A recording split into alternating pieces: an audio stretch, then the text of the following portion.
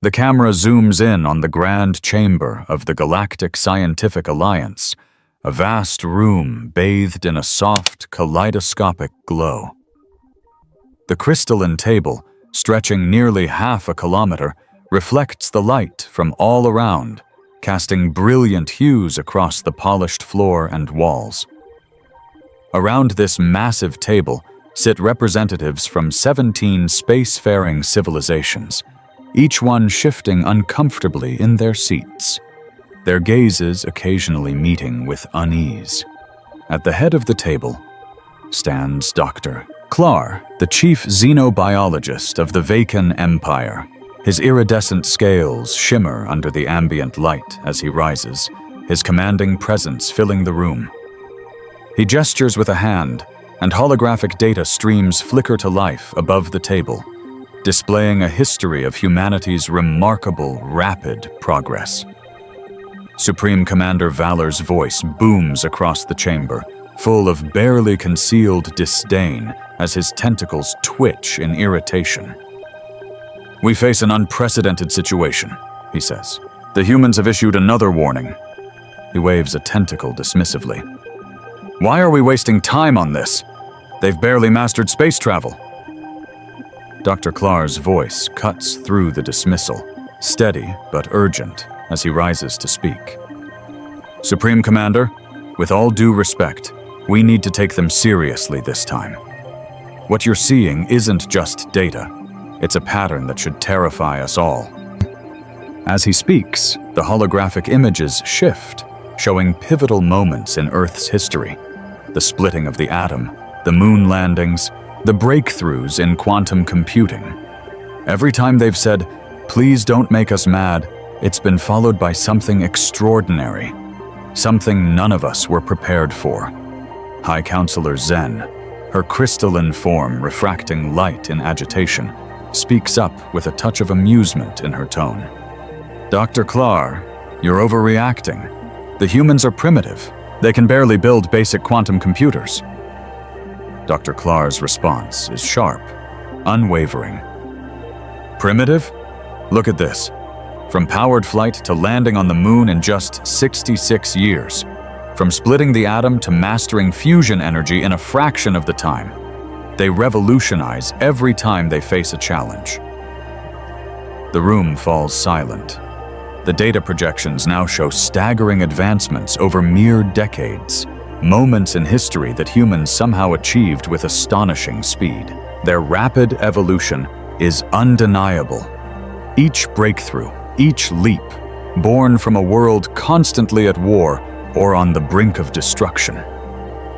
Dr. Klar pauses, his eyes scanning the faces around the table, sensing the shift in the atmosphere. The representatives, once dismissive, are now listening intently. He continues, his voice growing quieter, more insistent. "This isn't just about what humans can do. It's about what they will do when pushed too far. They may be primitive in your eyes, but they've consistently defied expectations. And that should worry us all." The chamber remains hushed, the hum of the projections, and the weight of Dr. Klar's words settling in. The room, once filled with casual arrogance, is now filled with the quiet tension of something far more dangerous than anyone had anticipated. And the question remains, what will humanity do next? And will the Council be ready for it? Maya Rodriguez stood at the center of the diplomatic chamber, aboard the Eternal Wisdom, surrounded by the most powerful beings in the galaxy. The atmosphere in the room was thick with condescension, but Maya remained calm and composed. Supreme Commander Valor of the Valorians, towering with his sharp, glowing skin, looked at her with an air of superiority. His voice boomed through the translator, dripping with disdain. "Surely you understand the necessity of relocating the Epsilon colony. The needs of the many outweigh the needs of your small settlement." He waved a tentacle dismissively, clearly irritated. Maya's gaze remained fixed on him, her voice calm yet firm, each word heavy with intent. "Commander, I understand completely. That's why I'm here to warn you one final time. Don't make us relocate. High Counselor Zen of the Silicon Consciousness sparkled with amusement, her crystalline form shimmering as she scoffed. Warn us! Your species can barely manipulate gravity. Your ships take months to travel between systems. Maya's smile flickered briefly, then faded, but her confidence remained unwavering. You're focusing on the wrong things. Let me show you something. She activated a simple hologram projector. The room fell into complete silence as images of Earth's technological history materialized in the air. The breakthroughs, from powered flight to landing on the moon, from splitting the atom to advancements in quantum computing, unfolded before the Council. Notice anything interesting about these dates? Maya took a step forward, her tone shifting slightly, pulling everyone's attention. Dr. Klar, the chief xenobiologist of the Vacan Empire, leaned forward, intrigued by the patterns on display. What is this? What does it mean? Maya stepped closer, her voice now carrying a deeper, more pressing tone. Every time humans faced a challenge, we didn't just fight back. We reinvented everything. We revolutionized our world. A deep silence fell over the Council as her words sank in. Supreme Commander Valor, now visibly irritated and disbelieving, responded sharply. Are you threatening the combined might of 17 civilizations with your historical trivia? Maya laughed lightly, but there was a dangerous edge to it, as though warning them of something far greater. Not threatening, warning. There's a saying on Earth, necessity is the mother of invention. Want to guess what happens when you make relocation necessary? The chamber erupted in dismissive chatter, but Dr. Klar felt something others didn't. Maya's calm demeanor was not a sign of fear. It was a sign of pity. She knew something they didn't, and that realization sent a ripple of unease through the room. The scene shifts to the Epsilon colony, a once thriving settlement now under the scrutiny of the Galactic Council's warships. As these massive ships descend through the atmosphere, their shimmering hulls cutting through the swirling clouds, the colony below appears calm, eerily still. The transport beams begin to materialize, their blue energy pulses striking the ground, ready to move the colonists to their new locations. From the command center aboard the flagship, Supreme Commander Valor watches with a sense of confident superiority, his attention fixed on the view screen displaying the colony's surface. His glowing tentacles twitch with mild irritation as the process begins smoothly. He speaks with an air of finality, pushing aside any discomfort he might feel. Commence relocation procedures. As the transport beams strike the colony's buildings, something unexpected happens. The familiar, calm hum of the transport system turns into a startling silence. The beams hit empty structures, and in an instant, every single building in the colony is empty. The colonists vanished. Not a single person is left behind. The data feeds flicker as the view screen shows nothing but deserted streets, no signs of the population that had been there just moments ago. Dr. Klar, watching from his station, feels his stomach tighten. His voice cracks as he looks at the data flashing on his screen. Impossible. They didn't flee. They vanished. All of them. His words echo through the room, but they are met with disbelief. The room's atmosphere shifts from one of arrogance to one of confusion and growing concern.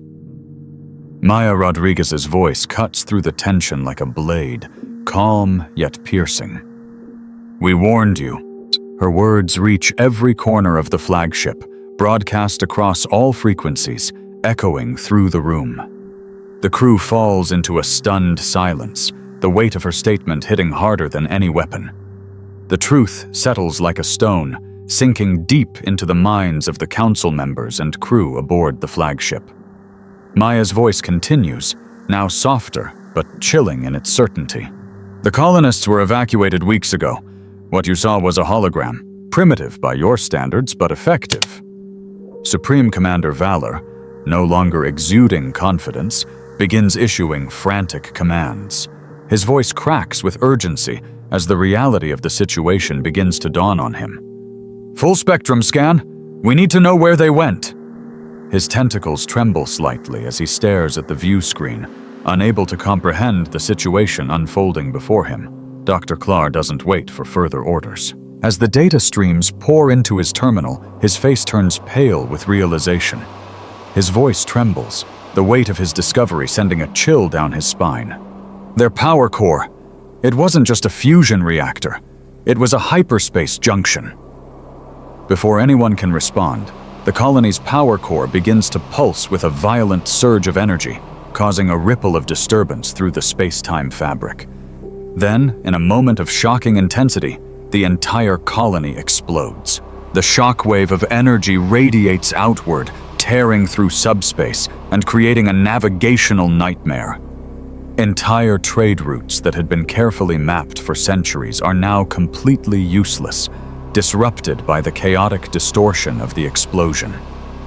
In that instant, the Galactic Council's carefully constructed system begins to crumble, the effects of humanity's deceptive brilliance sending ripples throughout the galaxy. The camera shifts to the Battle of Proxima Ridge, the tension in space palpable as the galactic fleet surrounds a seemingly defenseless human mining outpost. The human ships, small and unsophisticated in appearance, float calmly within the fleet's grasp, almost begging for an attack. Supreme Commander Valor, his bioluminescent skin flickering in the light, watches with a sneer of superiority as his fleet positions itself for a swift strike. The ships around him are massive, their quantum shields glowing faintly, while the human vessels appear fragile, barely matching the might of the Council's forces. Where are their shields? Where are their weapons? Valor's voice is tinged with confusion, his earlier certainty starting to crack. His eyes narrow as he watches the human ships, their hulking forms oddly quiet, unassuming. There is no visible defense, no weapons prepared. Nothing. His voice grows sharper. This is too easy, doctors. Klar, the chief xenobiologist of the Vacan Empire, shifts uneasily, his eyes widening as the realization dawns on him. He leans forward, his scales flickering in rapid flashes of color as the implications of the situation sink in. They've been playing it weak. He pauses, his voice steady, but tinged with newfound understanding. But they haven't even shown us their true power. In an instant, the atmosphere shifts. The human ships, once barely noticeable in the vastness of space, begin to materialize out of what appeared to be empty space. The seemingly inactive ships now come alive, their designs sleek and streamlined, radiating a sharp energy as advanced technology pulses from every surface. Their shapes, once clunky and outdated, now bristle with cutting-edge weaponry and defensive systems far beyond the capabilities of any race present in the Council. Admiral Chen, of the Human Defense Force, speaks calmly, her voice carrying over the comms with chilling clarity. Remember when we warned you? She pauses for a moment, the weight of her words hanging in the air. Well, congratulations. You made us mad. The human ships open fire in a coordinated strike. Instead of traditional energy weapons, space itself seems to bend as the human ships unleash a barrage of weaponry that warps time and space. A spatial distortion pulses outward, and within moments, galactic ships are obliterated in a series of blinding flashes, their forms crumbling into dust as the temporal rifts stretch and twist the fabric of reality. The destruction is swift, brutal, and incomprehensible, leaving the entire galactic fleet in disarray. In seconds, entire fleets are ripped apart by the distortion fields, their ships frozen in impossible loops of time, unable to escape the pull of the human technology. Supreme Commander Valor, now trembling with fury, struggles to comprehend what he's witnessing. His tentacles writhe in agitation, his voice cracking as his fury boils over. "This is impossible! How did they develop this technology?" His once confident demeanor is now replaced with desperation and fear as the human forces rip through his fleet without hesitation. Dr. Clar, watching the scene unfold, takes a deep breath, his voice calm, yet filled with a heavy understanding. "They showed us exactly what they wanted us to see, and now we're seeing what happens when you push them too far." The human ships continue to fire, each strike sending ripples through space, distorting reality, leaving nothing but remnants of the galactic fleet scattered across the stars. The Council's power, once so secure, is now crumbling in the face of humanity's hidden might. Chaos erupts in the Galactic Council chamber as new intelligence reports flood in, each one more disturbing than the last. The once pristine room now hums with the frantic energy of panicked delegates, each trying to make sense of the sudden upheaval. Holographic displays flash rapidly, showing human forces appearing across the galaxy, taking key strategic points without firing a shot, without resistance. Entire sectors fall into human hands as trade routes, outposts, and military strongholds are captured with stunning precision. The sheer speed and coordination are unlike anything the Council had anticipated. Supreme Commander Valor, his earlier composure shattered, furiously slams his tentacles against the table, eyes wide in disbelief. Dr. Clar's voice breaks through the cacophony of panicked voices, his words calm but heavy with realization. His usual cold confidence has turned to a somber tone. "We misunderstood them," he says, his voice barely rising above the chaos. "Their technology. It's not just about their ships or weapons. It's about their strategy. They've been preparing for this conflict for decades." His words hit like a thunderclap. The room falls momentarily silent, the weight of his statement sinking in. Maya Rodriguez, standing at the back of the room, her expression a study in quiet determination, finally speaks, her voice cutting through the tension. A subtle smile plays on her lips, but her eyes are sharp, resolute. "We didn't want war. We wanted peace. But you gave us no choice." Her words, simple yet powerful, hang in the air, resonating through the chamber. It's a calculated admission, a warning, and a rebuke, all in one, as if she's now fully aware of the cost of this conflict and the consequences of the Council's arrogance. High Counselor Zen, her crystalline form shimmering with a flicker of disbelief, looks around at the assembled leaders with a stunned expression. They didn't just hide their strength. She pauses as though trying to wrap her mind around the revelation. They hid their fundamental nature, a species that mastered both war and peace simultaneously. The words settle over the room like a shroud, and for the first time, the Council's leaders look uncertain. The Silicon consciousness, typically so sure of itself, trembles with the realization that humanity has been playing a game none of them fully understood. A game where peace and war are two sides of the same coin. A game humanity has been preparing for far longer than they ever imagined. The chamber falls into an eerie silence, the once chaotic room now still, as the Galactic Council begrudgingly agrees to immediate peace negotiations. The weight of their decision lingers in the air, heavy with the realization of what has unfolded before them. The delegates from the great civilizations sit in somber reflection, their once confident postures now slumped, as though the very fabric of their superiority has been torn asunder. Maya Rodriguez, standing at the threshold of the chamber, turns to Derklar one final time. Her eyes gleam with quiet understanding, as if she's seen the future. and the future knows what is to come. Her lips curl into a slight, almost mysterious smile. A smile that speaks of knowing far more than what the galaxy has dared to believe. "Now you see," she says, her voice soft, yet cutting through the thick air like a whisper in the night.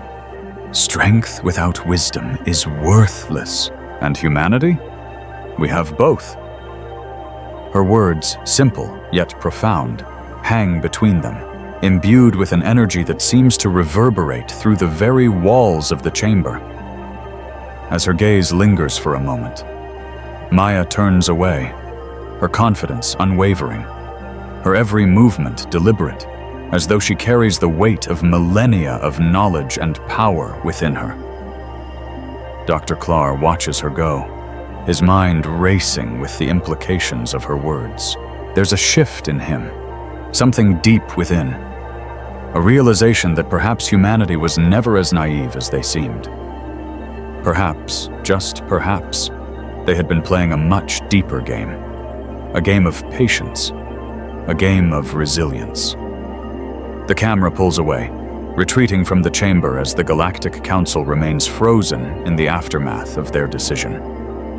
The once proud walls of the chamber, adorned with the symbols of ancient power, now seem to sag under the weight of what has been revealed. The whispers of the Council's defeat echo quietly in the space, growing fainter and fainter.